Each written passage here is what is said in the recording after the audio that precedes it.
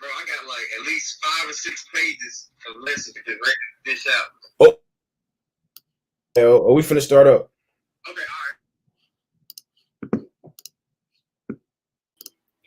All right, first and foremost, want to give all praise, all honor, and all glory into Yahweh B'Shem Yahushai. Of course, Sicarii East coming once again with another Shabbat class through the spirit and power of Yahweh B'Shem Yahushai. It's Officer Pagayal Abana Shar over Sicarii Toronto, Sicarii Canada.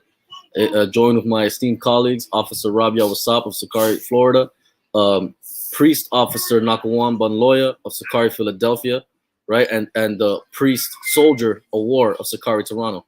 All right, and this Shabbat class is going to be headed by the Priest Officer Nakawam of Sicarii Philly. So I'm just going to go on mute and let the brother deal. You're going to share your screen up? Yeah. I can share my screen. Shabbat Shalom to all the Akim out there. Right? We almost out of here, man. Right. You see? It's lucky. Let me I put it in the chat, but let me quickly plug it once again. Subscribe to Sicarii Philadelphia. All right. Subscribe to Officer Rabia Wasap's personal channel, as well as the Sicarii Vice City channel. Okay. And subscribe to all the Sicarii channels, man. Sicarii Phoenix in the building. Shalom, Officer Aitan. All right. Sicarii, newly raised up Sicarii, New Jersey, New York, under Priest Officer Ainal Kahan. Okay, so support all these Sicarii channels, man. All right. That's right. Hey, Award. Hold on deck, Amos 3 and 8, Baba Gashar. All right, we're gonna jump right into the lesson. So today's lesson is gonna be about Revelation, the 18th chapter, because we're in the time of prophecy. Great time of prophecy, man. That's what's going on, and this is what we need to be focused on as Hebrew Israelites. So you got that, brother? Khan. All right. This is Amos chapter 3 and verse 8. Can y'all hear me? Khan. All right. It says, the lion hath roared, who will not fear? Mm-hmm. The Yahweh power hath spoken, who can but prophesy? Right. So it says Yahweh power has spoken, who can but prophesy?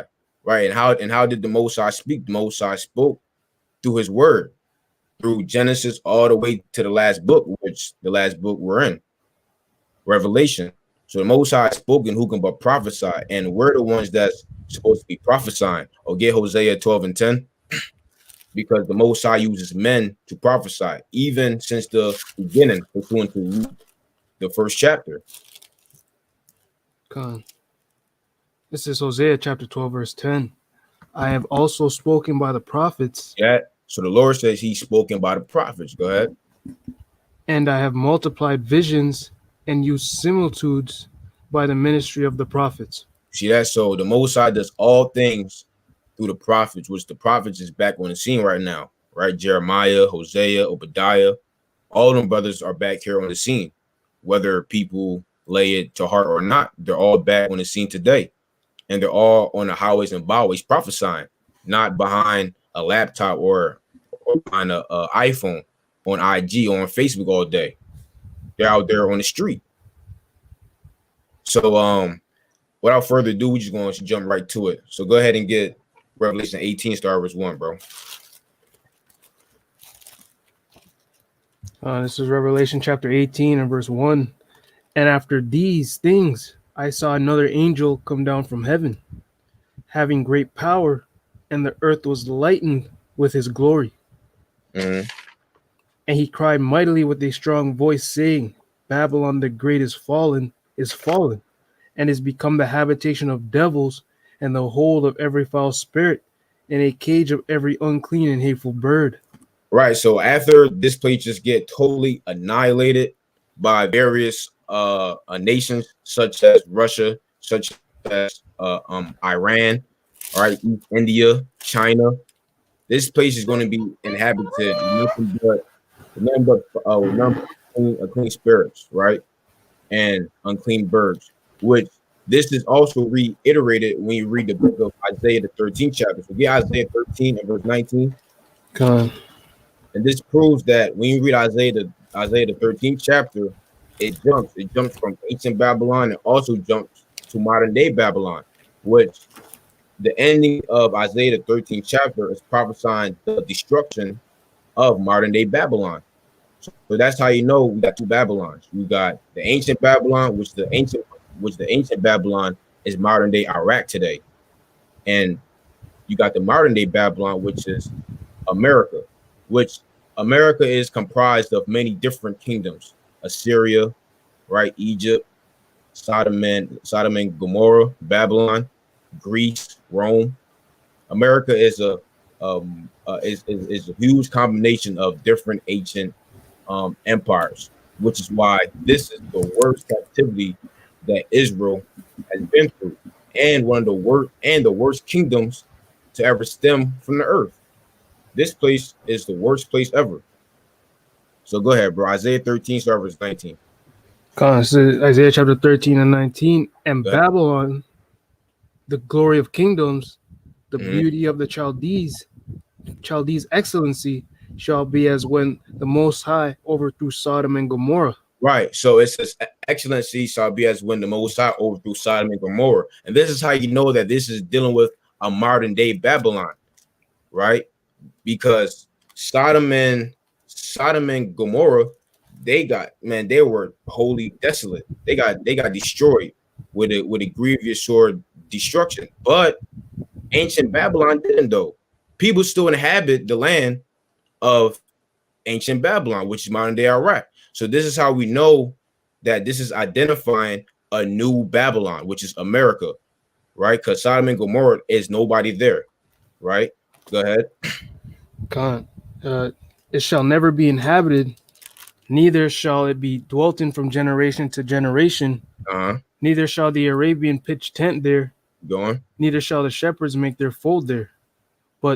But wild beasts of the desert shall lie there, and their houses shall be full of doleful creatures, See that? and, And that house just shall be full of doleful creatures. Go ahead. and owls shall dwell there, Right. So it says an owl shall dwell there. An owl is an unclean bird.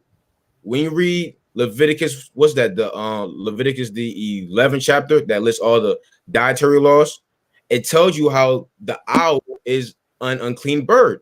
Just like here in Revelation the 18th chapter, it says, and the cage of every unclean and hateful bird, which an owl is an unclean bird. We can't eat it, right? Go ahead.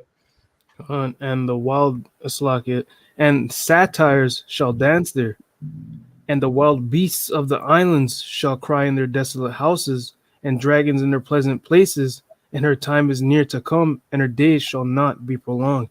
God, so this is how we know that this is dealing with the same Babylon, Isaiah 13, well, parts of Isaiah 13 and Revelation the 18th chapter. Hey, you brothers got precepts or anything to add?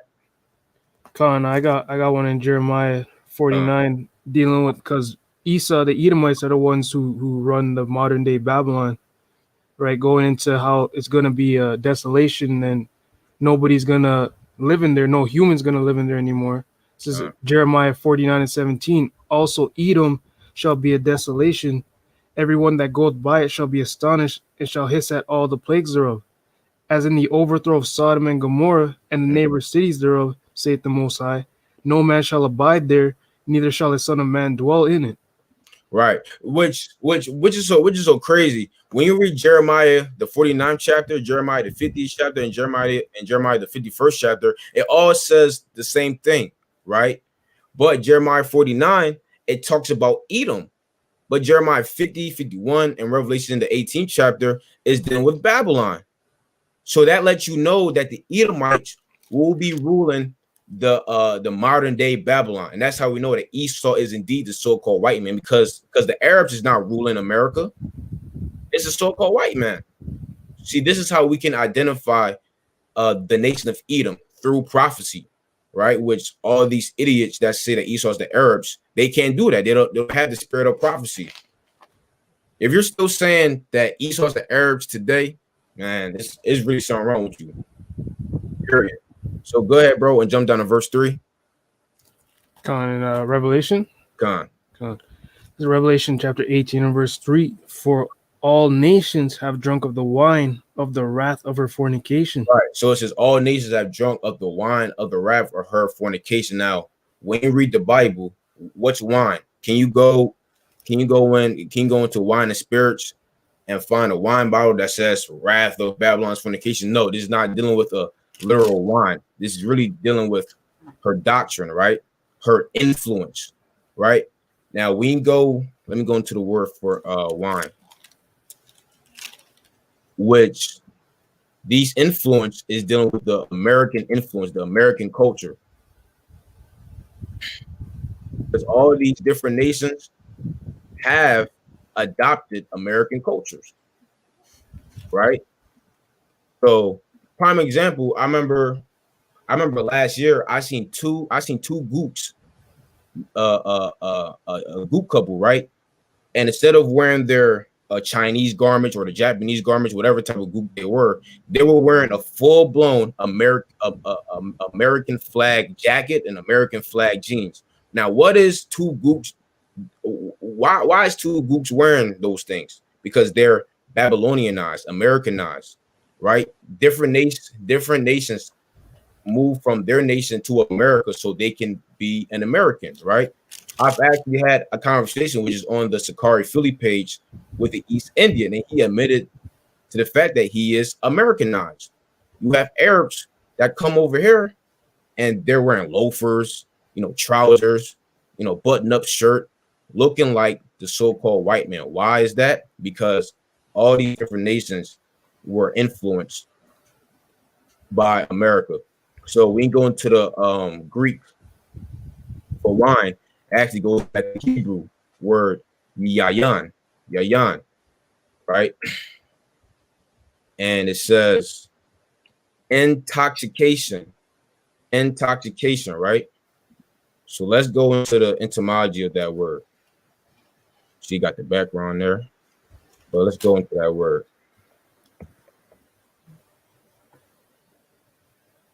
All right, boom. It says poisoning. So America's influence has poisoned these different nations. Now I had this article pulled up right here. It says America's cultural role in the world today, right? Now I'm gonna just skip down to the point right here. I'm gonna make it bigger. Okay, see it good? Right. It says, I'm just giving to the point of this article. It says that is why it is a bit of a paradox that American culture has become the world's most widespread and influential today.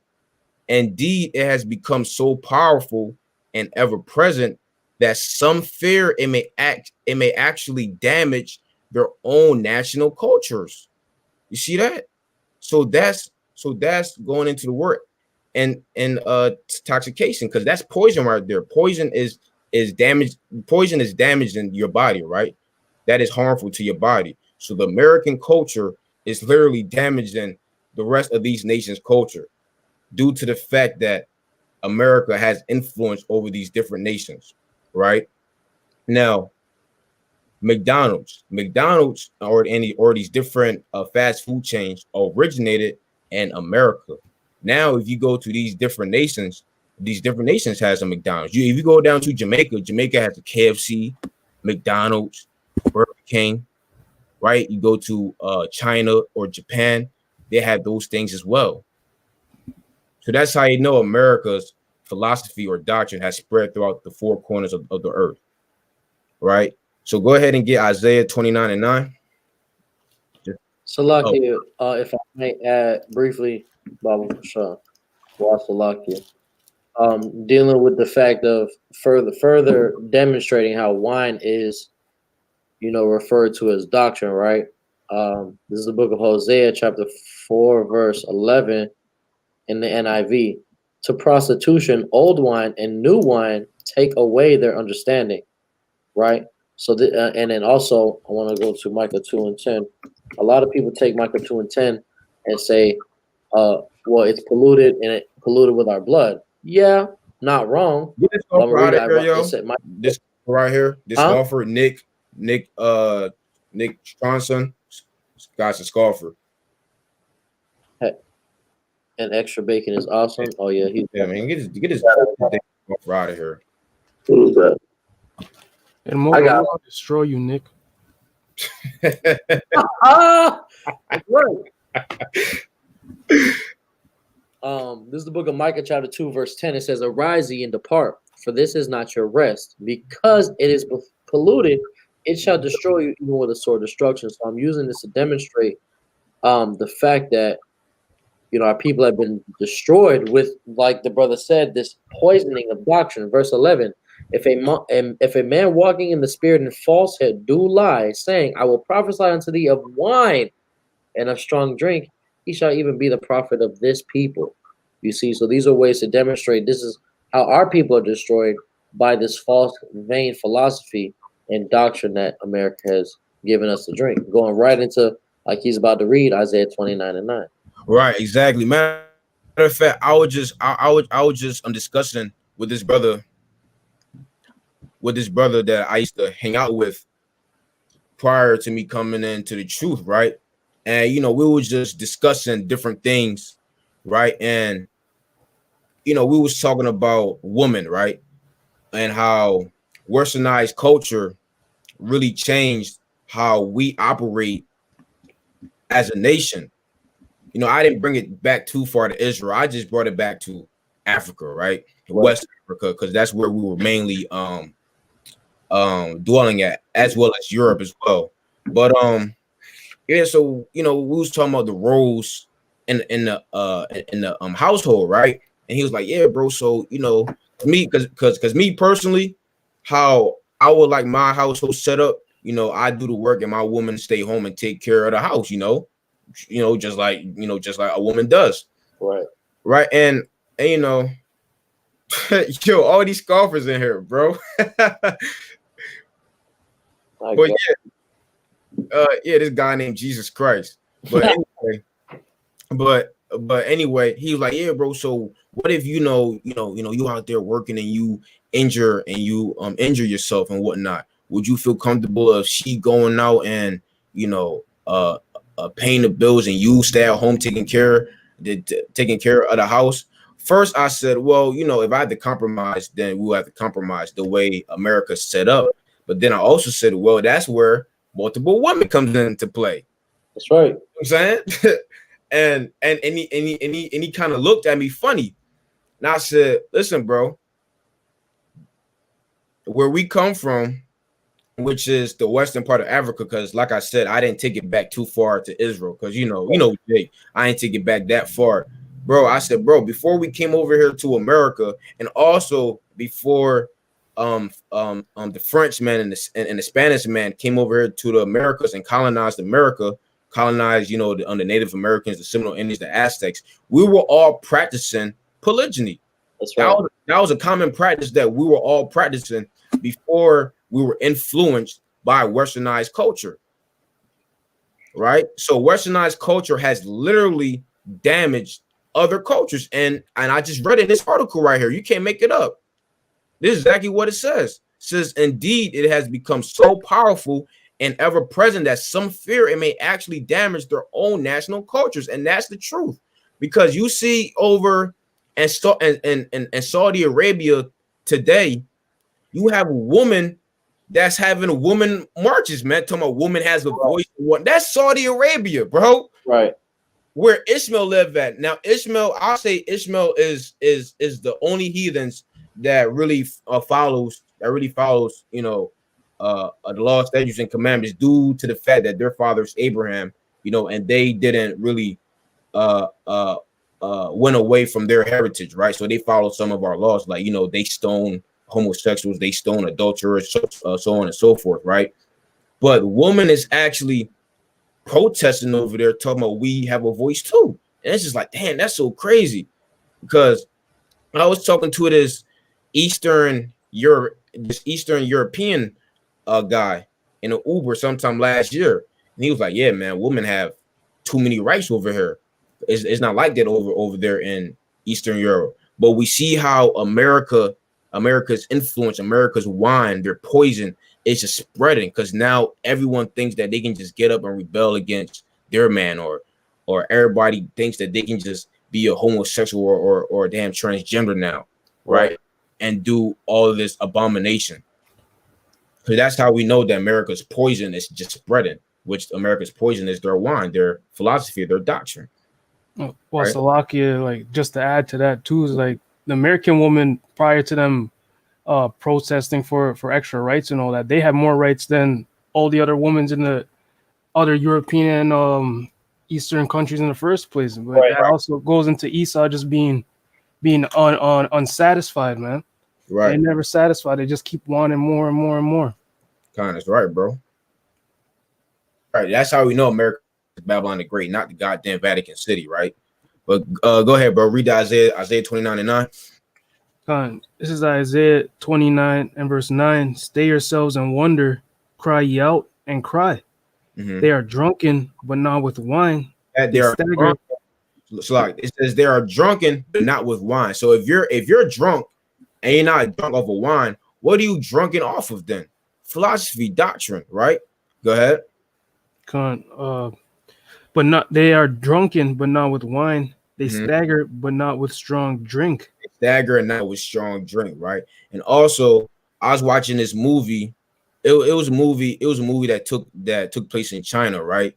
And you had these gooks with blonde hair. What is the Chinaman doing with blonde hair? That's how you know that when you read Isaiah the 14th chapter, that Lucifer is not talking about Satan, the spiritual demon Satan. It's dealing with a nation of people, and that's the so-called Caucasian race that holds the light or quote unquote wisdom of this world. Everyone wants to be like the so-called white man, period. Like that's just a fact, whether people deny it or not. Matter of fact, the brother Officer Rob, it was a camp video on the old Sicarii Florida page where his brother had blonde hair, and he mentioned how whether you know it or not, subconsciously or not, you want to be like the so-called white man. That's what you want to be. Everybody want to have a clean shaved face. Everybody want to wear the nice tuxedos and things of that nature. Want to be like Esau, man. I remember when I first came into the truth. I'm talking about probably the next day. I threw out all my ties. I threw it all out. I ain't want no parts of it anymore. But everyone else, what they say when you dress up in a nice tuxedo or suit and tie, you clean. But if you have a beard or you're wearing your afro out, oh no, man, you have to get a cut. You know, you have to get a cut so you can look decent. So trying to look like this, it's not decent. Right. And it's crazy. It's like where did that standard even come from? Like who's setting the standard here? You know what I'm saying? Exactly, bro. Plain and simple. So this is how we know that this is America's a poison or America's wine, right?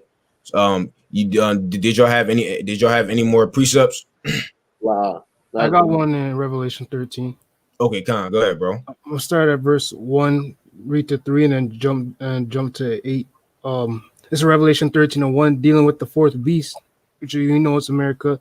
And I stood upon the sand of the sea, and I saw a beast rise up out of the sea, having 7 heads and 10 horns, and upon his horns 10 crowns, and upon his heads the name of blasphemy. And the beast which I saw was like unto a leopard, and his feet were as the feet of a bear, and his mouth as Slovakia. Right. So this first, the fourth beast is actually the Roman Empire when we read Daniel 7. But this beast is dealing with the revised Roman Empire, which is the NATO and the EU, right? Go ahead. And the beast which I saw was like unto a leopard, and his feet were as the feet of a bear, and his mouth as the mouth of a lion. And the dragon gave him his power and his seat and great authority. Right. So this dragon, what is this dragon? This dragon is the pagan Roman Empire, which is the image of the beast, right? Which is the philosophy of the beast, right? Because all the things that we see today, the shopping malls, right? Everything that we see goes back to the pagan Roman Empire, which is the image or the philosophy or icon of the beast, which everybody upholds, which is white supremacy. if it ain't what they say, if it ain't white, it ain't right, right? Which is a damn lie. Go ahead, bro. And his seat and great authority. And I saw one of his heads as it were wounded to death, and his deadly wound was healed, and all the world wondered after the beast. Right. And when did that happen? That happened during the Renaissance period, which when you go into the French word for Renaissance, it means rebirth. Rebirth of what? The so-called white race, right? Because they were bound for a little season, which was a little bit over 1,000 years when the dark races were ruling Europe, right? Go ahead. And all the world wandered after the beast. And I'm going to read verse 4 too. And they worshiped the dragon, which gave power unto the beast. And they worshiped the beast, saying, who is like unto the beast? Who is able to make war with him? Right. And they worship this, and they worship him. We see that. Everybody worships the so-called white man, right? Everybody worships him, whether they know it or not, right? Because worship just simply means having a reverence to, right? So people show reverence to the so-called Caucasian race. And that's shown through they letting America influence them from their philosophies, right? Go ahead. Verse 8, and all that dwell upon the earth shall worship him, whose names are not written in the book of the life of the Lamb, slain from the foundation of the world. Right. And who are those? That's talking about 2/3 of our people, because 2/3 of our people wasn't predestined to worship or be confined to the image of Yahweh Shai. They were predestined to worship the image of the beast. That was it, bro. Okay, go back to Revelation 18 and read verse 4. So Revelation chapter 18 and verse 4. Salakia. Oh, matter of fact, no, Salakia. Finish all verse 3. Verse 3. For this is Revelation 18 and 3. For all nations have drunk of the wine of the wrath of her fornication. And the kings of the earth have committed fornication with her. Right. And the merchants of the earth are waxed rich through the abundance of her delicacies. Boom. So it says, and the merchants of the earth are waxed rich through the abundance of her delicacies. Now, who are these merchants of the earth? Right? These merchants of the earth are the men that America trades with, right? Which, let's go into the Greek for merchant.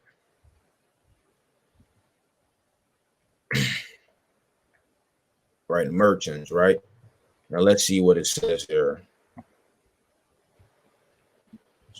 See, a wholesale tradesman, right?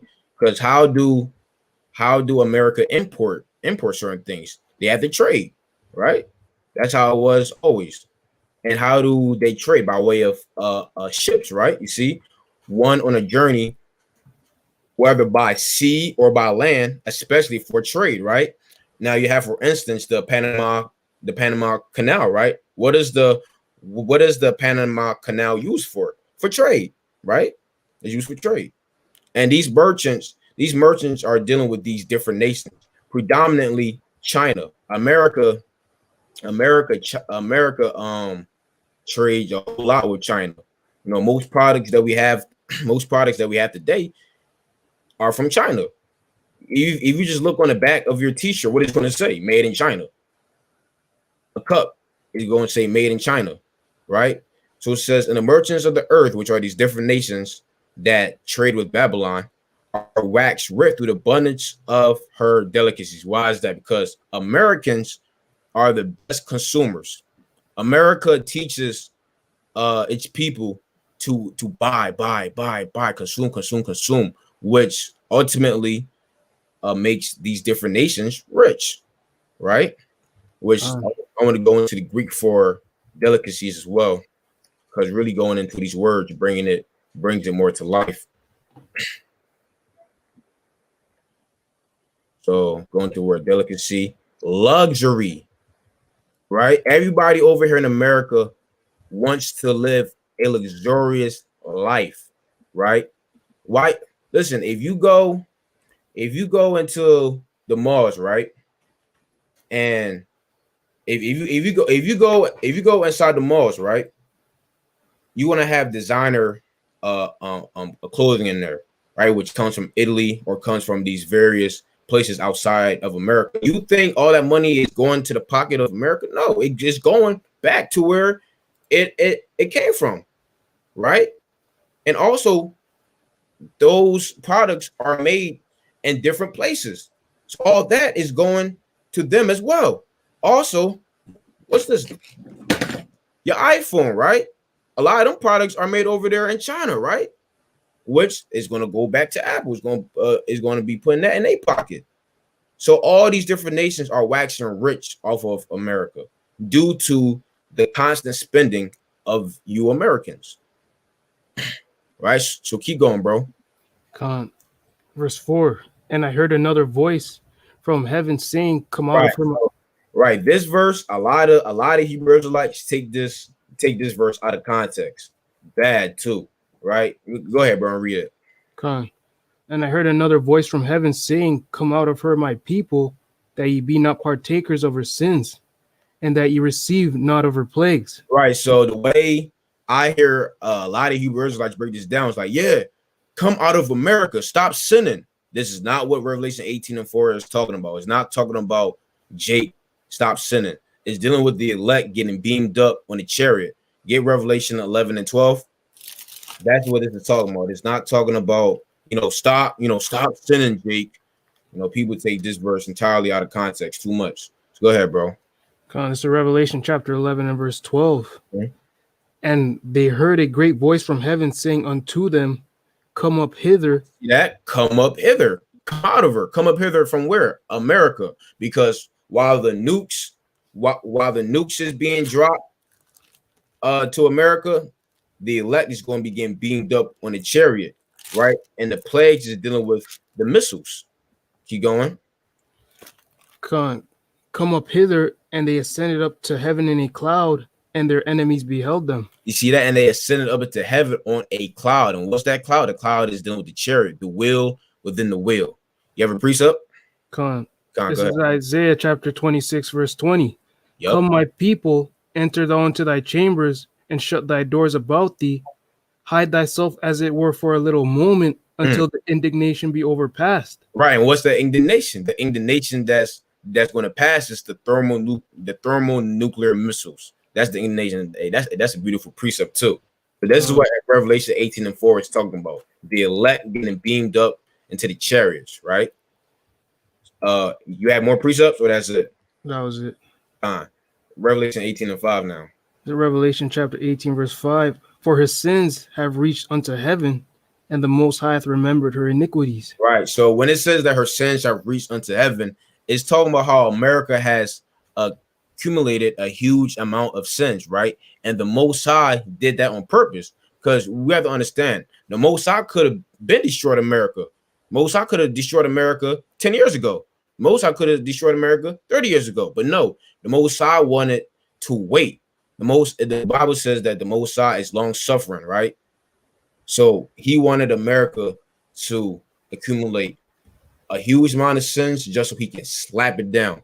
So get 2 Maccabees, the 6th chapter, and we're going to read verse 13.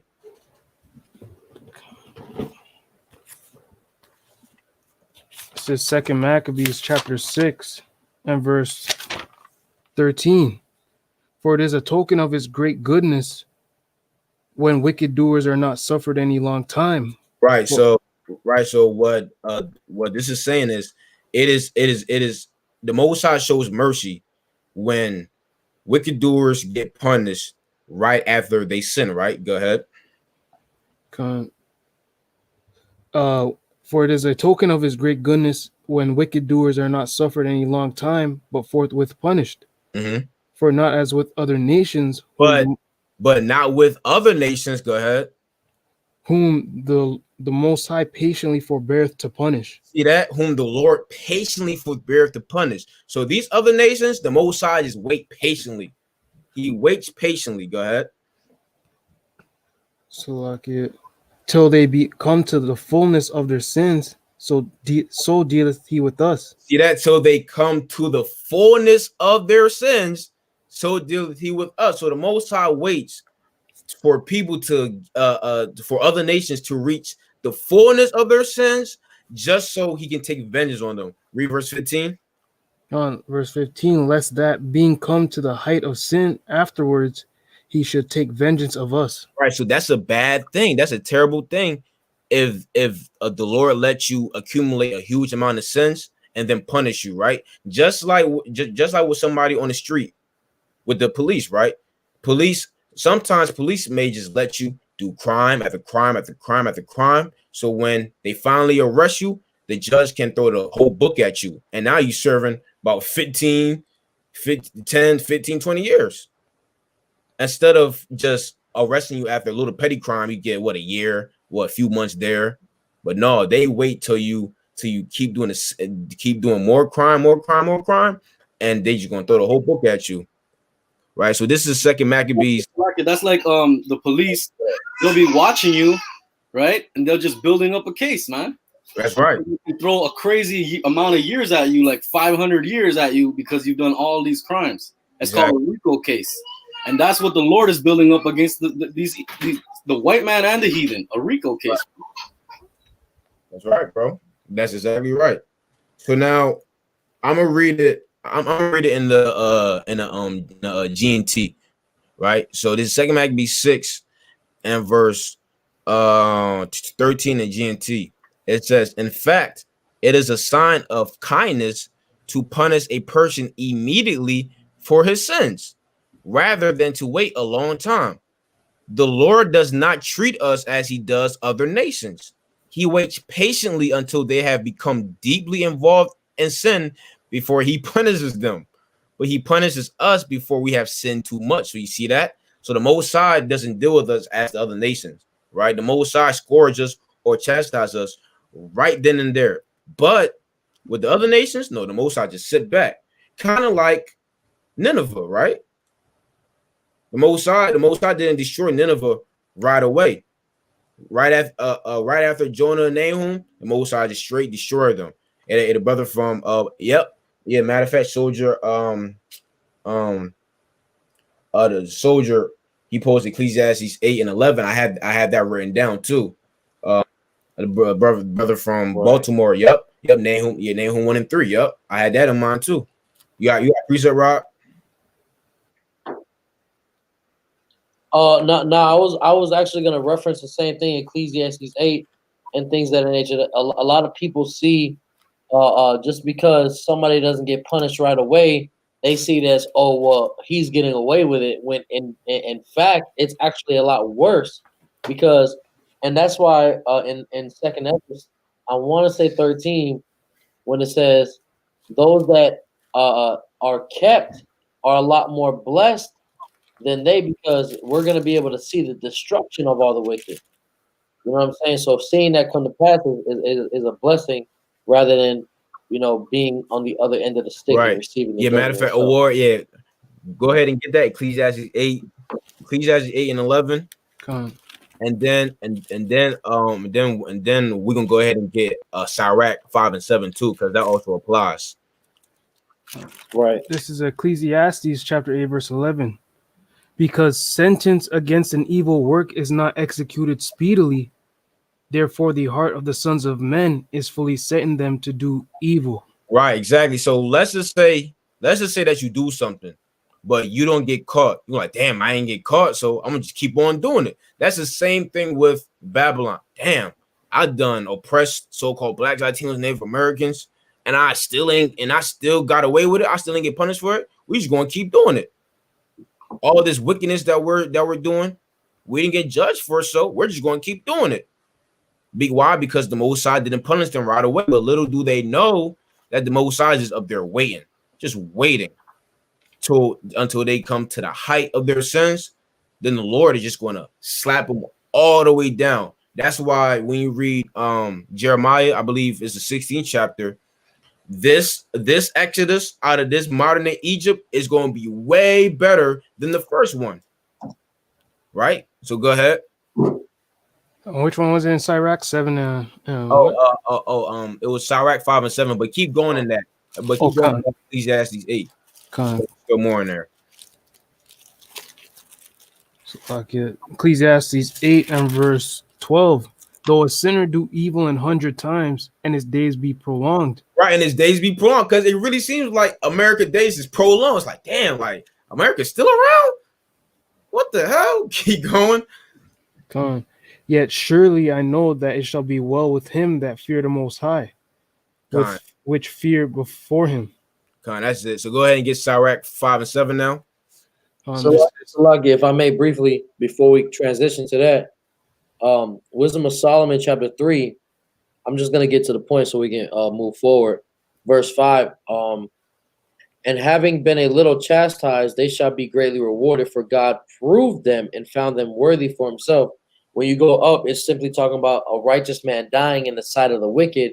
They see it as, oh, it's a bad thing, but really it was the Most High God proving him and things of that nature and choosing him for himself. So a perception of the Lord's judgment is not necessarily always in a bad sense. And based on your stance with him, you either gonna get it or not, and receive it in a good manner or a bad manner. Right, exactly. Because in this society, and Paul even said it in 1 Timothy the 6th chapter, people think gain is godliness, right? Which that's not always the case, right? Because when you read James 2 and verse 5, it says, what? Have not the Lord chosen the poor of this world, but rich in faith? Also, Yahushua said it's going to be harder. What did he say? It's harder for a needle. And what did he say? So I have a needle than the rich man to enter into heaven. Right, exactly. So people think, you have all these things. Oh man, you're just so blessed. You're just so blessed. The Lord is blessing you. Versus when you are poor, like, damn, you must be doing something wrong. Which actually is vice versa, right? So people who truly doesn't understand the Lord, that's why the scriptures always say, don't be envious of men that are rich, because you don't know how they, number one, you don't know what they did to obtain their riches. Number two, they can lose their riches in the blink of an eye, right? And number three, more than likely, the Lord didn't choose them to do his ministry, right? So go ahead and get Sirach 5 and 7, brother. Con. This is Sirach chapter 5, verse 7. Make no tarrying to turn to the Most High, and put not off from day to day, for suddenly shall the wrath of the Most High come forth, and in thy security thou shalt be destroyed, and perish in the day of vengeance. Right. So the point is, the reason why it says tarry not to turn to the Lord and fear to add sin unto sin, because if you add sin unto sin, that's just more charges that the Most High has against you, which America has done. America has added sin unto sin unto sin unto sin. That's why the Lord is just so furious with this place and has his eyes set on destroying it the way he's going to destroy it. Talking about this place is going to be, that's why the Most High chose thermonuclear missiles to destroy this place. Like, this place is going out in the worst fashion, according to them, but to us, it's going to be a beautiful fashion, right? You got some precepts of war? Actually, okay. There's one I could get Mark 6, but I'm gonna just get it. Okay, Con. Mark 6 and what? 6 and was it about 17 or something?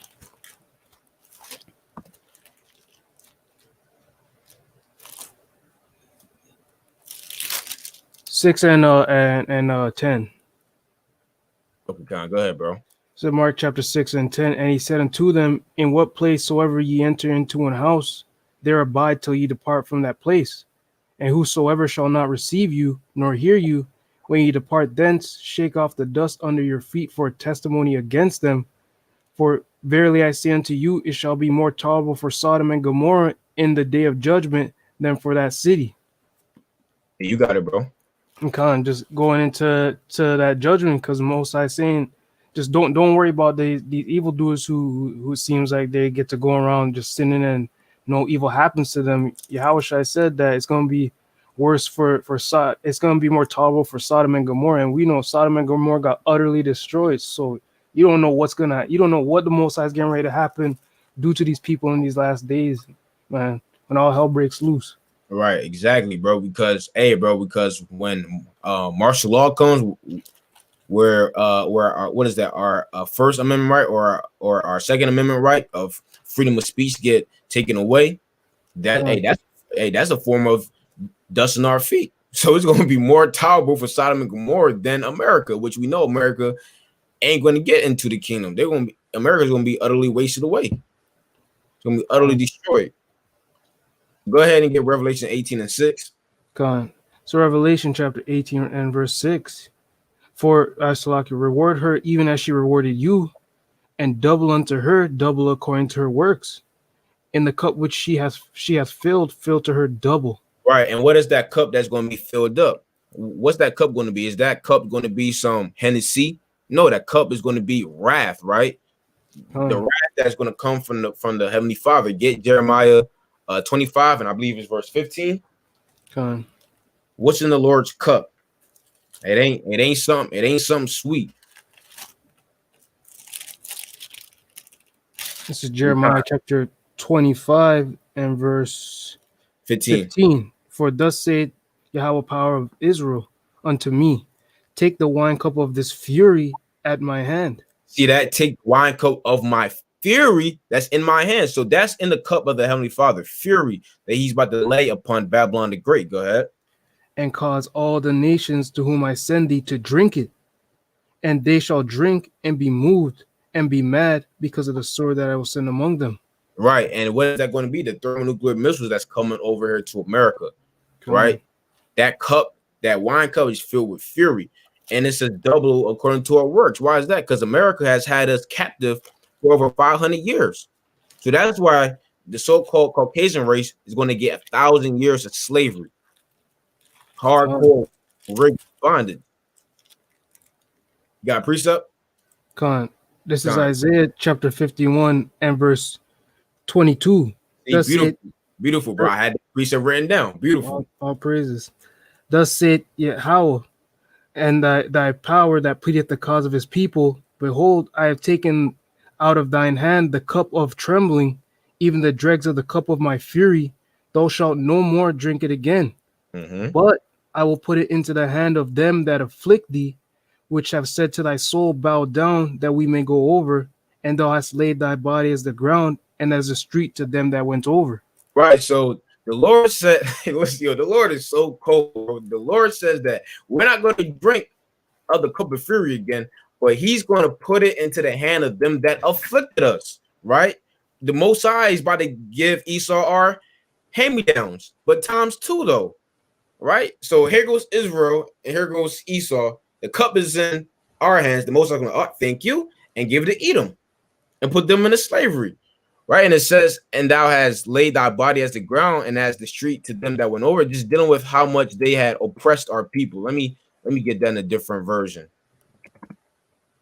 But you got Christian apologists talking about how the kingdom of heaven is going to be comprised of a multi ethnic kingdom and things of that nature. But the Lord says that whoever oppressed the Israelites are surely going to get recompense for the crimes that they have done. So how can the kingdom of heaven, how can everybody be treated equal in the kingdom of heaven if there is some type of vengeance that's going to happen unto people? It doesn't make any sense. But verse 23 in the NLT says, instead, I will hand that cup to your tormentors. Yeah, people who tormented us.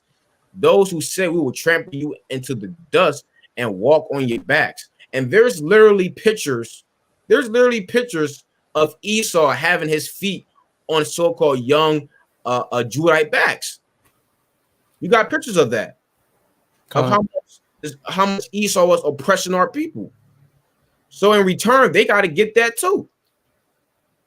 And the Lord is just for that. So get Lamentations 4 and verse 21. This is Lamentations chapter 4 and verse 21. Rejoice and be glad, O daughter of Edom, that dwellest in the land of Uz. The cup also shall pass through unto thee. Thou shalt be drunken and shall make thyself naked. See, man, that cup, the cup is just coming up. The cup is going to be passed unto Esau, the so-called white man. Go ahead. The punishment of thine iniquity is accomplished, O daughter of Zion. He will no more carry thee away into captivity. Mhm. He will visit thine iniquity, O daughter of Edom. He will discover thy sins. Discovered thy sins. So Esau is going to drink that cup, surely going to drink that cup, right? Go ahead and get Jeremiah, Jeremiah, the 49th chapter and verse 12. Esau is going to drink of that cup. Yeah, Jeremiah 49 and 12. This is Jeremiah chapter 49 and verse 12. For thus saith the Most High, Behold, they whose judgment was not to drink of the cup have assuredly drunken. Yeah, talking about us, because we weren't really supposed to drink of that cup, the cup of the Lord's fury. Go ahead. And art thou he that shall altogether go unpunished? All right. So do you so because we got punished by the Heavenly Father, you Esau, you so-called Caucasian race, do you think that you're gonna go unpunished? Go ahead. Thou shalt not go unpunished, but thou shalt surely drink of it. You're not gonna go unpunished. You're surely going to drink of it. Each and every last one of you Edomite nations, right? The Greeks, Luxembourgs, the Denmarks, right? The Russians, right? The Russians have to drink of it too. Because Esau's pride is just so pompous. When we go back to the land, they're gonna try and come up against us after they destroy Babylon. So they're gonna have to get cooked when they come up to the land, right? All these Edomite nations, you're all gonna drink of the cup because you enslaved so-called blacks, Latinos, Native and Seminole Indians, and also you painted our Lord and Savior Yahweh Shah and our power, the Most High Yahweh, to look like you. That's why everybody looks up to the so-called white man, because you portray yourself to be God, right? So you have to get recompense for all the wickedness that you have done. All right. So get Habakkuk, the 2nd chapter, and read verse 15 through 16. Who is this nigga? Yeah, listen. Who's this damn nigga in the chat? What are you saying? I don't know. The nigga New Chain, he was already blocked.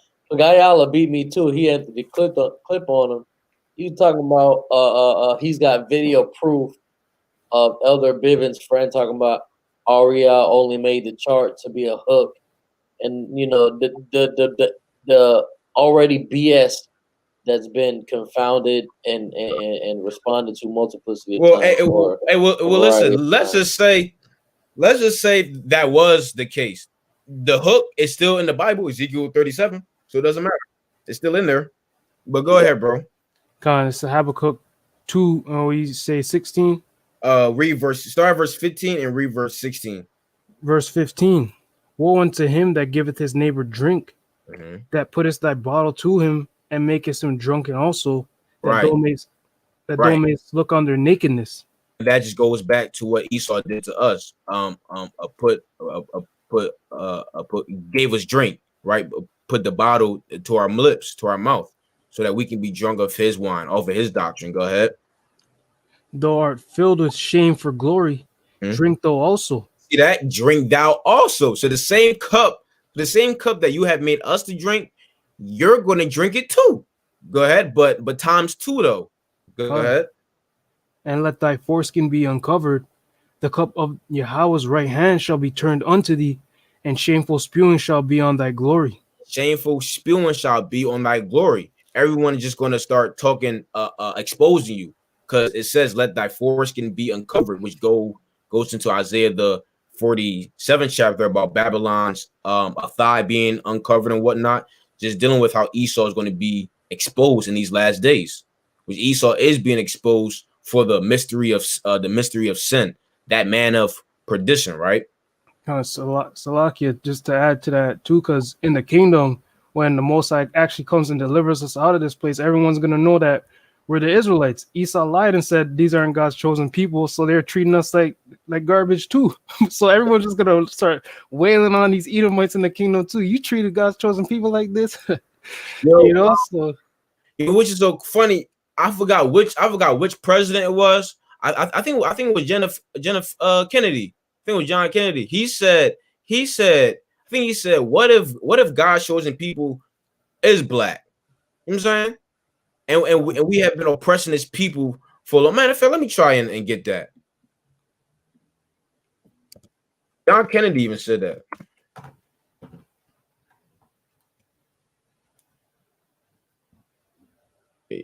Okay. Let's see. Oh yeah, here we go. it says, but suppose God is black. What if we go to heaven? What if we go to heaven and we all of our lives have treated the Negro as an inferior, and God is there, and we look up and he is not white? What then is our response? You're not going to have a response. Well, actually, their response is going to be like the rich man and Lazarus in the parable. Give me a little water to drink, symbolizing Esau wanting mercy. But you're not going to get any mercy. See, look at it. This was even in the newspapers. Look at that. And listen, and he's right on the money. But go ahead, bro. Revelation 18 and verse 7 now. Revelation chapter 18 and verse 7. How much she hath glorified herself and lived deliciously, so much torment and sorrow give her. Right. It says how much she had glorified herself. And isn't that America? Right. And Daniel, the 7th chapter, it talks about how the little horn whose look was more stout than her fellows. Now, when we go into the word for stout, it means prideful, right? Pompous.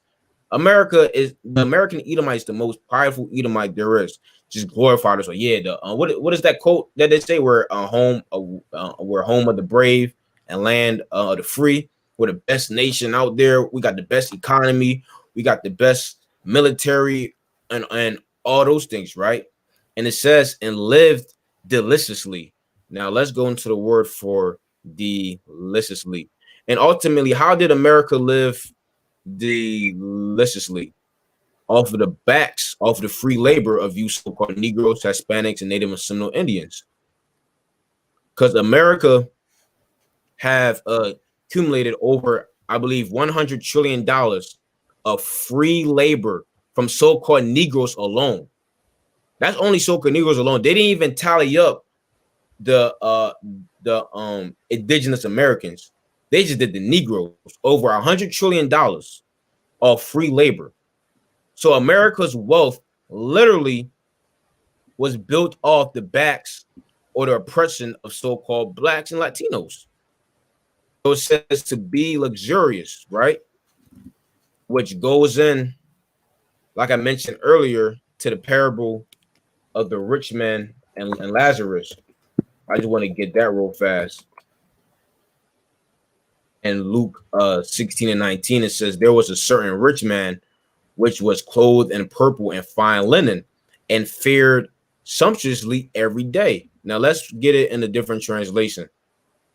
Right? It says, Yahweh said there was a certain rich man who was splendidly clothed in purple and fine linen, who lived each day in luxury. And we see it every day. All these people with their fine foreign cars, right? Their Rolexes, things of that nature. We had the brother Shamgar. His job is basically working HVAC, right? And he goes up to these rich Edomite houses, right? And he was telling me how this Edomite said he spent thousands of dollars in Hawaii and still had thousands of dollars left over, bro. Jake, we go out of town for one day and we already checking our bank account. Like, damn, like, do I still, am I still good? I'm in the red. We don't live nothing like the so-called white man. The so-called white man can blow bands and still have bands left over in his bank account. Living in luxury. You go up to these different Edomite neighborhoods and you go inside their shopping markets. Their shopping markets are way better than ours. Way better. They got all the organic things. Because I do DoorDash and I do Instacart, right? And when I'm shopping for these Edomites up in Roxborough, Philly, Jenkintown, PA, Abington, their supermarkets are way better. It's way bigger, and it could be the same company as in the hood, but theirs is just far much better. So these devils are living luxuriously, man, and people don't even dig it, right? Y'all had points. Nah, you're on fire, Hawk. Fine. Go ahead, bro. Did we finish that off? In Con. Okay, Khan, go ahead. Keep going. Verse Revelation 18 and verse 8. Therefore shall her plagues come in one day, death and mourning and famine. So the Bible says her plagues are coming one day. The Most High is not wasting no time to destroy this place, right? Death, mourning, and famine. Go ahead. Con, and she shall be utterly burned with fire. For strong is the most high power who judgeth her. Right, and that fire is dealing with the thermonuclear destruction, right? Because this war, get Isaiah 9 and 5, Baba Kishar. Isaiah 9 and 5. This war ain't gonna be with no goddamn shorts. America didn't spend half of its money on military for no reason. America didn't spend trillions of dollars on a missile defense system for no reason. This war is going to be comprised of nuclear missiles. Go ahead, bro. Isaiah 9 and 5. This is Isaiah chapter 9 and verse 5. For every battle of the warrior is with confused noise and garments rolled in blood. Right. That's how ancient wars were fought, right? When you watch the movie 300, when you watch Alexander, when you watch different documentaries of the Roman Empire, those are how ancient wars were fought, with swords clinging against shields, swords clinging against each other, right? Men falling down on the ground and literally rolling in their garment with blood. Go ahead. Salakia. And Salakia, for every battle of the warriors with confused noise and garments rolled in blood. But this shall be with burning and fuel of fire. But this war shall be with burning and fuel of fire, which is dealing with the ICBM missiles, intercontinental ballistic missiles that's going to be shot from one end to the earth to the other end of the earth, right? Which is called arrows in the Bible. When you read the Bible and you see arrow, depending on the context, it is dealing with a missile, right? Because I can't stand from Russia with a bow and arrow and shoot it and it will land over here to America. So that's how you know John, Ezra, Isaiah, and Jeremiah, they were talking about missiles, right? This is Isaiah chapter 54 and 16. Beautiful. Behold, I have created the smith that bloweth the coals in the fire, and Salaki, and that bringeth forth an instrument for his work, and I've created the waster to destroy. And I've created the waster to destroy, right? Which the smith. Now, what is a smith? When you think of a smith, you think of the gun, right? Which is used to destroy. But we can go into the Hebrew word for smith is the Hebrew word karash, right? Which means what? Skillful to destroy. And these missiles, right, that is going to be shot from the Russian, the East Indian, the Iranians, it is skillful to destroy. Because these different missiles, first of all, these different missiles can hit places under 30 minutes. That's why the Bible says in 1 hour shall all riches come to naught. These missiles can get over here from the range of 20 to 30 minutes and can hit multiple places in America. Do your research on these missiles. Russia got all these hypersonic missiles. Russia has Satan 1 and Satan 2. China has the Dongfeng 41. And their speed is over 30,000 kilometers. America's going out in a huge fashion. Now you don't want to get caught up in their plagues. So people better stop playing with the Lord. Right? So let's go back in Revelation 18. That was a good precept. God, this is Revelation 18 and 9. And the kings of the earth who have committed fornication and lived deliciously with her. Right, and live deliciously with her.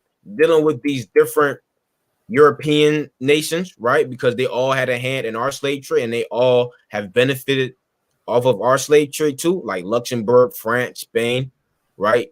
Britain. They all accumulated a huge amount of wealth with America, right? China, right? China, which does a lot of trading with America, they all have lived deliciously with America, right? Go ahead. Gone. And Salakia. And the kings of the earth who have committed fornication and lived deliciously with her shall bewail her and lament for her when they shall see the smoke of her burning. Right. They're not going to do this because they actually like America. They're going to be wailing, right? They're going to be lamenting for her burning because they're like, damn, ain't gonna be no easy money to make, because you can easily make money off America. Why do you think all these nations come to America, right?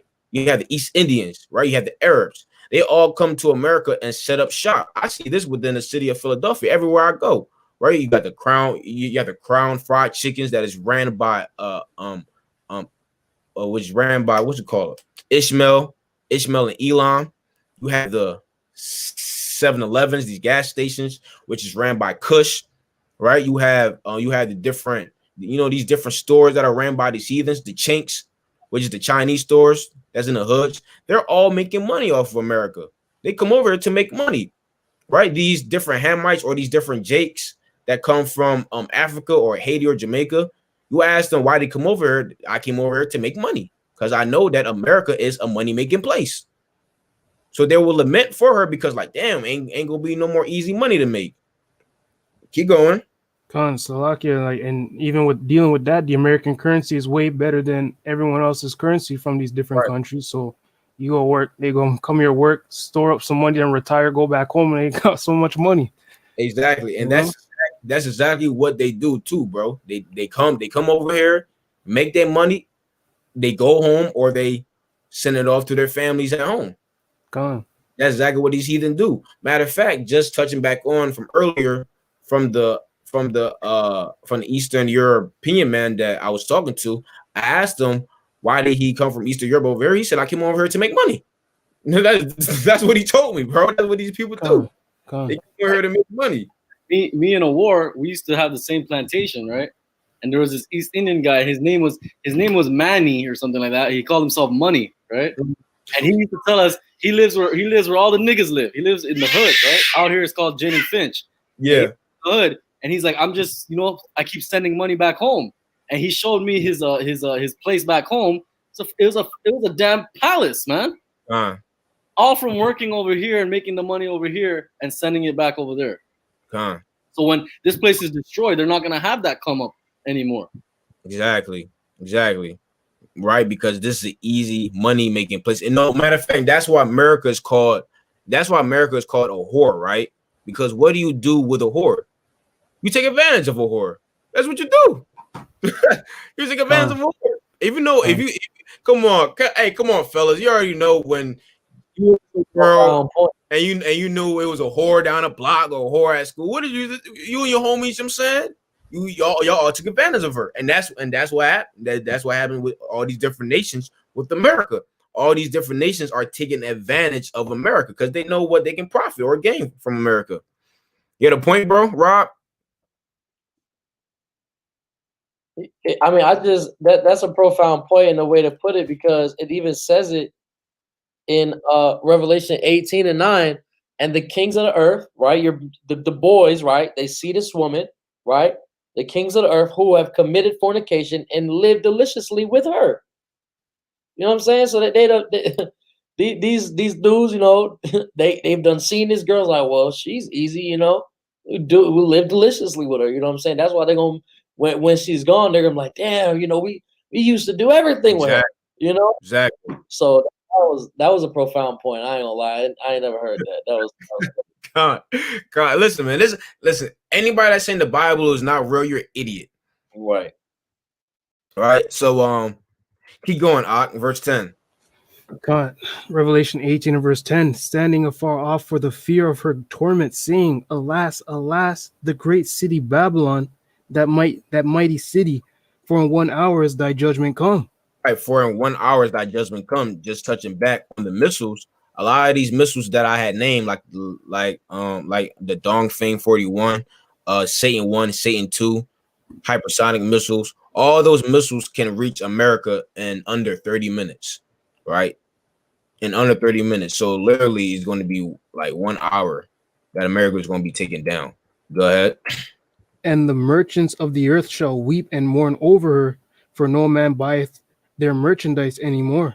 Yeah, and all the merchants, all the tradesmen of the earth, just dealing with these different nations that America imports from, right? Because that's how we get these other nations' products. America imports them; they export to us, and we import it over here, or America import over here, right? It says, "For no man buy their merchandise anymore." Yeah, their things, right? Keep going. Con.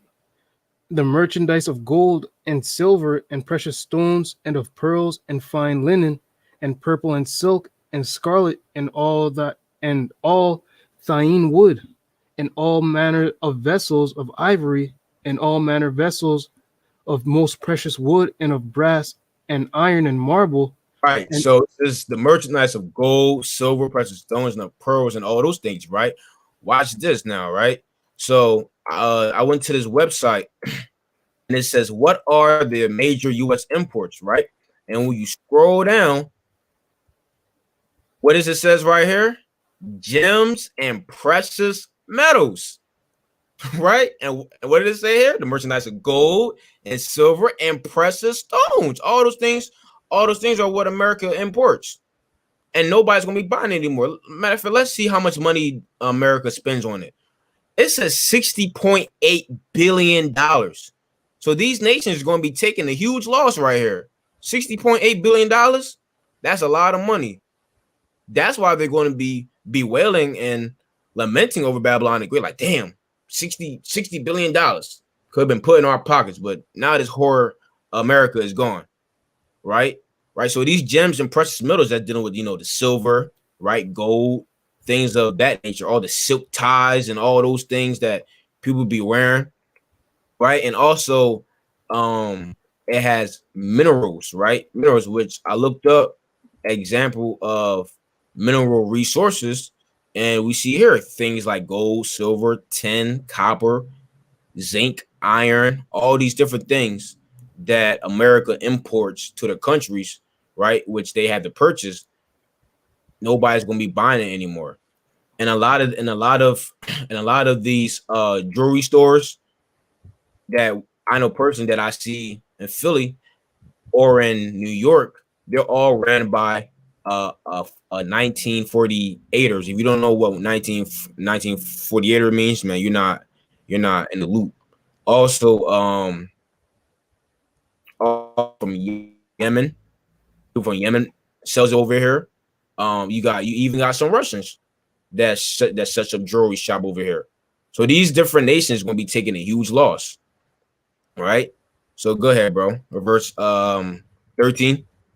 Con. Revelation 18 and 13. And cinnamon and odors and ointments and frankincense And frankincense. That really stuck out to me because where me and the brothers get our frankincense and myrrh and our incense and our incense burners and whatnot, we get it from downtown Philly. And who sells it? Elam does. Elam sells it. These different merchants, these different tradesmen. Right? Go ahead. Con. And wine and oil and fine flour and wheat and beasts and sheep and horses and chariots and slaves and souls of men. Go ahead. Verse 14. And the fruits that thy soul lusted after are departed from thee, and all things which were dainty and goodly are departed from thee, and thou shalt find them no more at all. Why is that? Because the Most High is going to destroy everything, and that's also a cut to all these guys that says that America is dealing with the 400-year prophecy, right? Because that just said that everything in this place is going to be destroyed, and nobody's going to be buying anything because this place is going to be destroyed. So how are we going to come out of America with great substances? All that's going to be gone. Makes zero sense, man. That 400-year prophecy that already came and left, right? In ancient Egypt, right? And you had the war dog Mapatop. He posted Second Peter. He posted Second Peter. Oh, I thought it said Second Peter, the 3rd chapter, which that goes into Second Peter, the 3rd chapter. Everything just being evaporated from this place, right?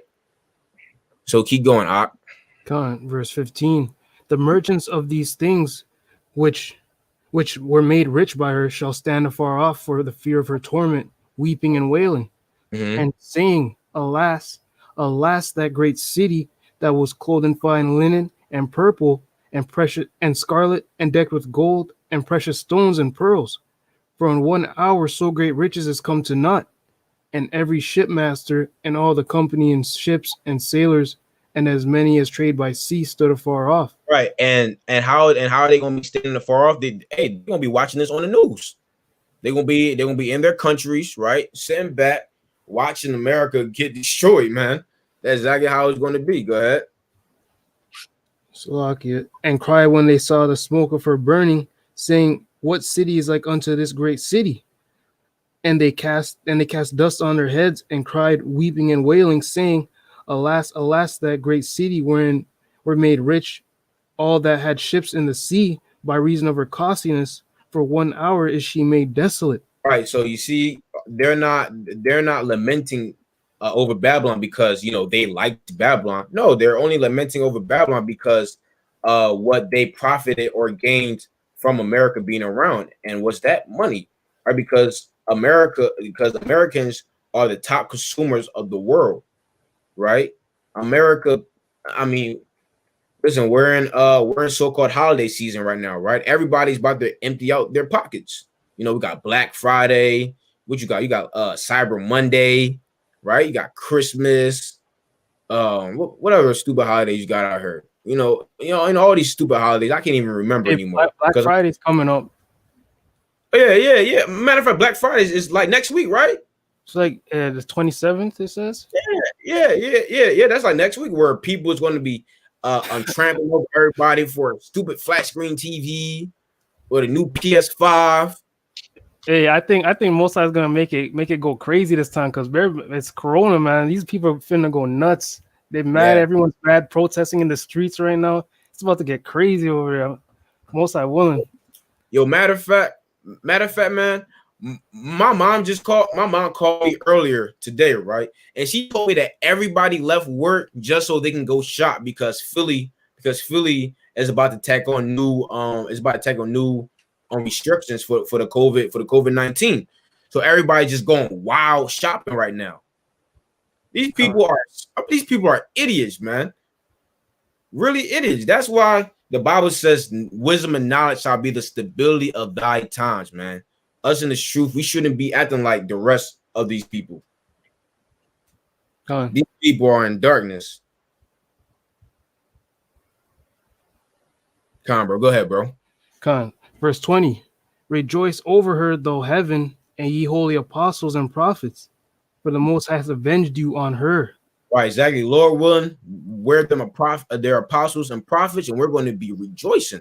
Just like what Psalms the 58th chapter says. We're going to be dancing in the blood of the wicked because the Most High has avenged us of this great horror. Go ahead. Verse 21. And a mighty angel took up a stone like a great millstone and cast it into the sea, saying, Thus with violence shall the great city Babylon be thrown down, and shall be found no more at all. Mm-hmm.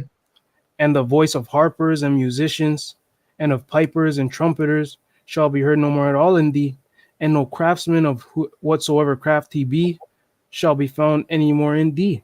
And the sound of a millstone shall be heard no more at all in thee. Right, it ain't gonna be no more work, right? Because this is a sound of a millstone that's dealing with grinding, that's dealing with working. Ain't gonna be no more work, right? Ain't gonna be no more jazz, right? R&B, none of those things is gonna be found here in America. Not no damn little Uzi Vert singing ya all day. Those things. That's all gonna be gone. Because America is gonna be obsolete. All right. Brock Day, how about Shimmy? I'll shout for that, man. Lord willing, is soon because I'm ready to get the hell out of here. That's right. That's right. Go ahead, bro. Verse 23. Verse 23. Unless you have steps. No, I had none. Come. And the light of a candle shall no more at all. And the light of a candle shall shine no more at all in thee. Right. And the light of a candle shall shine no more at all in thee. Now, the light of the candle is dealing with America's wisdom, right? America's knowledge, wisdom, understanding. Get Job 18. Book of Joel, chapter 18, verse 5. Because when you read the Bible, light symbolizes what? Wisdom. And America is that beaker of light in this place that everybody is drawn to, because everybody wants to be like the so-called white man, right? So the philosophy of Esau is going to be found no more. It's going to be obsolete, going to be gone. And the next wisdom, the next philosophy or Sophia that people is going to be drawn to is going to be the nation of Israel, right? The law, statutes, and commandments tells you that in Zechariah 8 and verse 23. It says they're going to try to hold on to him, to the skirt of him that's a Jew. They're going to try and follow our ways. So go ahead, Ak. It says Job chapter 18 and verse 5. Yeah, the light of the wicked shall be put out. See that? The light of the wicked shall be put out. And who's the wicked? We already know who the wicked is. Esau, right? Go ahead. And the spark of his fire shall not shine. Mm-hmm. The light shall be dark in his tabernacle, and his candle shall be put out with him. Right. And his candle, that's cool. And his candle shall be put out with him. Con. Everything with Esau is just going to be put out. Right? Get Isaiah 14 and verse 12. About Lucifer, which Lucifer is just dealing with the so-called white man. Because all Lucifer mean is light bearer, the man who the people who bears the light. You know, I'm a hit y'all. I'm a hit y'all with something. You know, don't bug out. But we will be considered Lucifer in the kingdom of heaven because we're going to be that beaker of light. We're going to be bearing that light, which is going to be the law, statutes, and commandments, right? Which Yahweh Shai is called the morning star. Which people try to say, "Oh, see, Yahweh, your Jesus said he's Lucifer." Well, Lucifer is not a bad thing. Lucifer is not a bad word. The Christian church taught you that. Right. The Christian church, the homosexual Christian church, taught you that Lucifer is just something so bad. It's not bad. Illuminati is looked at as a bad thing. All Illuminati means is to be enlightened, and illuminated is in the book of Baruch. Right. Get your minds out of Christianity. That's Christianity. So go ahead, Isaiah 14 and 12. This is Isaiah chapter 14, verse 12. How art thou fallen from heaven, O Lucifer, son of the morning? How art thou cut down to the ground, which didst weaken the nations? Right. So you see that how art thou fallen from heaven, O Lucifer? Who is Lucifer? The so-called Caucasian race, the one who is bearing the light in this place, in the whole entire world. So they're going to be cut down to the ground. And it says, which didst weaken the nation. Show me when this Satan, the spiritual demon Satan, weakened nations. No, this is talking about America right here. They done went around the whole entire earth, rape, rob, and pillage this place. That's who Lucifer is, right? So now get Wisdom of Solomon 7 and read verse 26 through 29, just further proving what light is symbolized when you read the Bible. This is Wisdom of Solomon, chapter 7, verse 26. And that boy is quick on the sword. God. For she is the brightness of the everlasting light. See that? For she is the brightness of the everlasting light. What is that? What is the she? The she is dealing with wisdom. So that's how we know that the light can be symbolized as wisdom. Go ahead. On the unspotted mirror of the power of the Most High, and the image of his goodness. And being but one, she can do all things, and remaining in herself, she maketh all things new. And in all ages, entering into holy souls, she maketh them friends of the Most High God and prophets. Keep going. For the Most High God loveth none but him that dwelleth with wisdom. Keep going. For she is more beautiful than the sun. See that? For she is more beautiful than the sun. Go ahead. And above all the order of the stars. See that? Being compared with the light, she is found before it. See that? Being compared with the light. So that lets you know that wisdom is compatible with light, okay, or is synonymous with light, okay. So keep going. The last verse in Revelation 18. So I got a preset with wisdom being light too. Is Proverbs 6 and 23. This is Proverbs chapter 6, verse 23. For the commandment is a lamp, and the law is light, and reproofs of instruction are the way of life. That it says that the law is light, right? And when you read Deuteronomy, what is that, the 4th chapter or the 6th chapter? It says that what is our wisdom? The law, statutes, and commandments. So to these other nations, their constitutions, their laws, that's their light that they abide by, which is really darkness, but to them it's light. Fine. So verse 24. Revelation 18 and 24. And in her was found the blood of prophets and of saints and of all that were slain upon the earth. Which is proof. Get Daniel the 7th chapter. This is proof that this is talking about the little horn. It says, and in her was found the blood of prophets and of saints and of all that were slain upon the earth. What nation has more blood upon them but save the American white man? Who has shed more blood than American white man than any other nation? I'll wait. None. This is how you know that this is dealing with America. It is not Vatican City, like people like to say, or people like to say that that Saudi Arabia is Babylon 2 or something like that.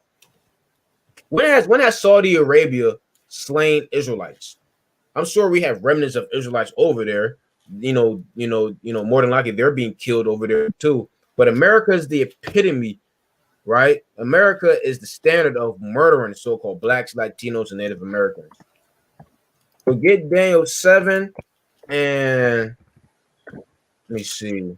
Read verse 21. This is Daniel chapter 7, verse 21. I beheld, and the same horn made war with the saints and prevailed against them. Right. So this horn is dealing with America, right? That little horn, which is the 8th horn when you read Revelation, the 17th chapter. It says that she made war with the saints. And how did she make war with the saints? By putting us into slavery, right? By oppressing us, setting up a system to further oppress so-called blacks, Latinos, and Native Americans, right? And it says and prevailed against them. Why? Because they won that battle, but they didn't win the war, right? So that's it on Revelation 18, the whole chapter.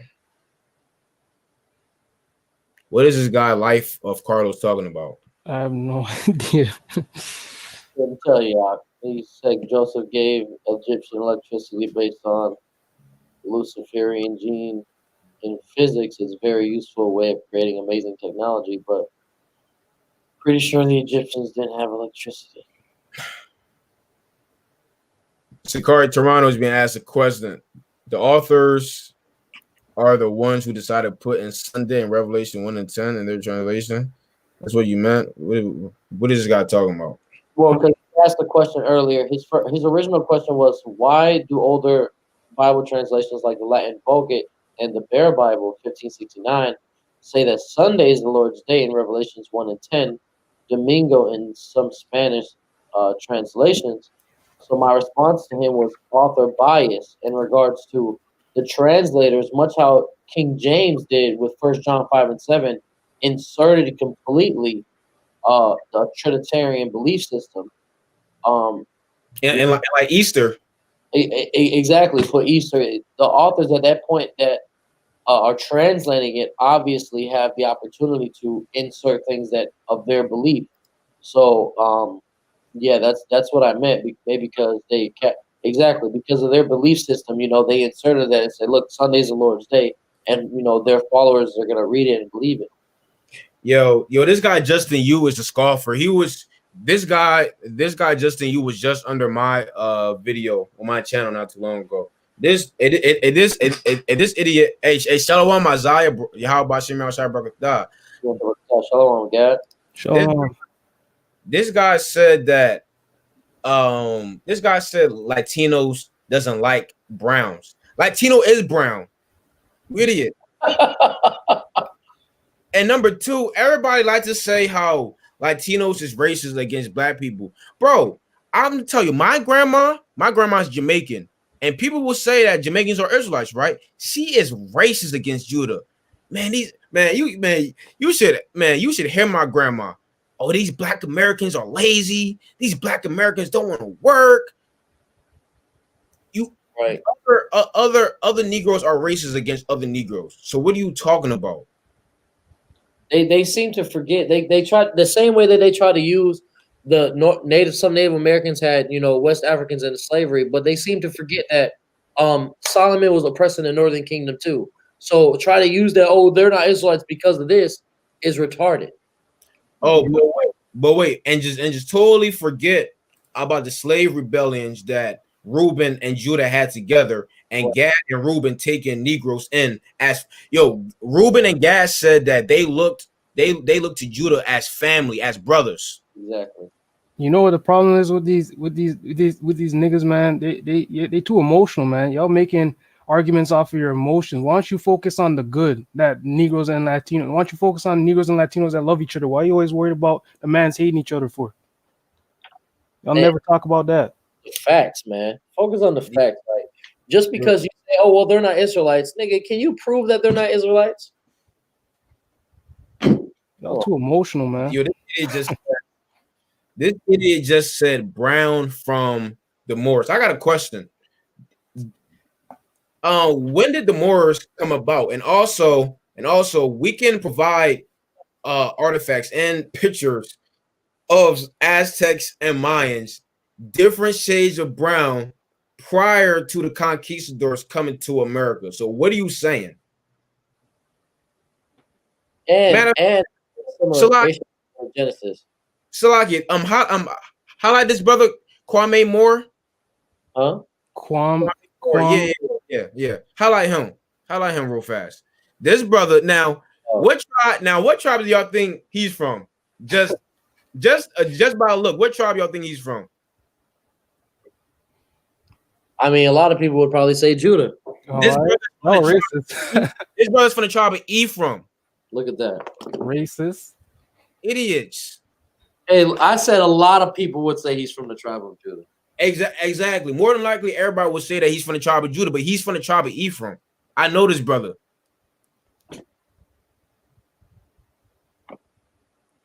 You got my man Tom. You got my man Tom in here. All right. Yo, so that's it. Everybody good? We about to wrap up. I mean, I gotta actually get ready to go to camp. We're gonna camp in like an hour or 2 hours. Okay, come. With that, man, Lord willing, a few brothers, a few sisters were edified. The next time, shalom. Shalom.